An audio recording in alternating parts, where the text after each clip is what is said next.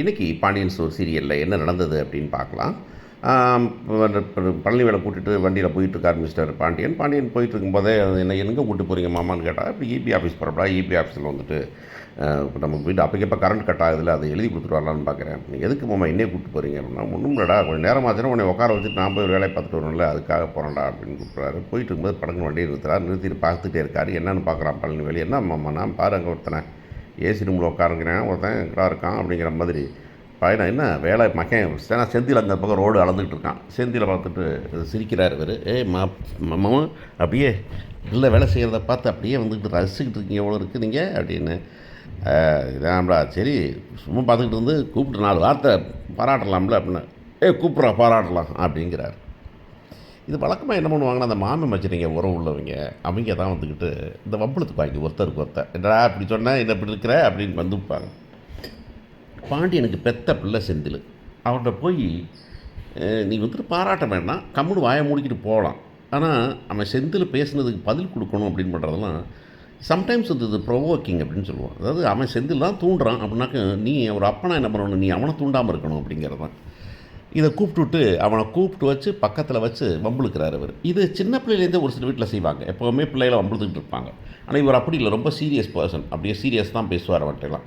அவனை போய் திடீர்னு கூப்பிட்டு வந்து என்னடா என்னமோ அவனை சொன்னாவத்தே ஏசியில் எவ்வளோ வாக்குறதுன்னு, இதான் ஏசி ரூம் ஆடாது, என்னமோ பெருசாக அல்ட்டுனா ஏசி ரூமு சேவை கொஞ்சம் யாழுன்னு அப்படின்னு அவனை வம்புழுக்கிறார். அவனை தூண்டுறாரு.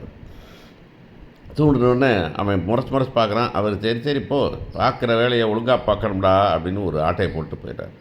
இவன் உடனே ஃபோனை பண்ணுறான். இப்போ பொண்டாட்டி ஃபோன் பண்ணி ஏமா இந்த வீட்டிலலாம் இருக்க முடியாது அப்படின்னு. ஏன்னா இப்படி வந்து வம்புழுத்துட்டு போகிறாரு, அந்த ரேக்கிங் பண்ணிட்டு போகிறான் அப்படின்னு.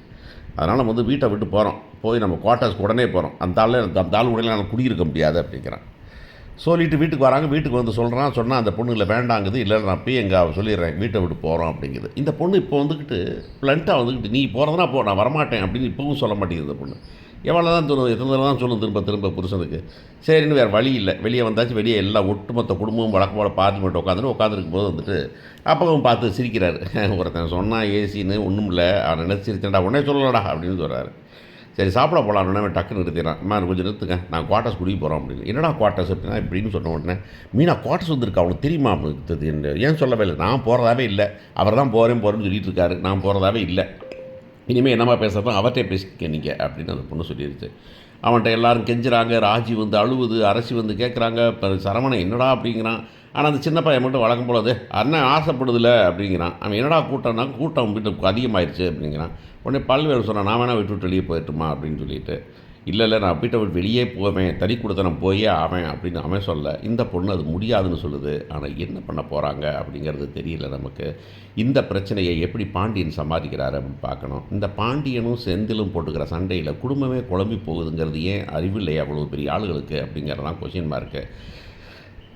பார்ப்போம் என்ன பண்ண போகிறாங்க, எப்படி வந்து செந்திலை சமாளிக்க போகிறாங்க, இல்லை மீனா எப்படி சமாளிக்க போகுதுன்னு.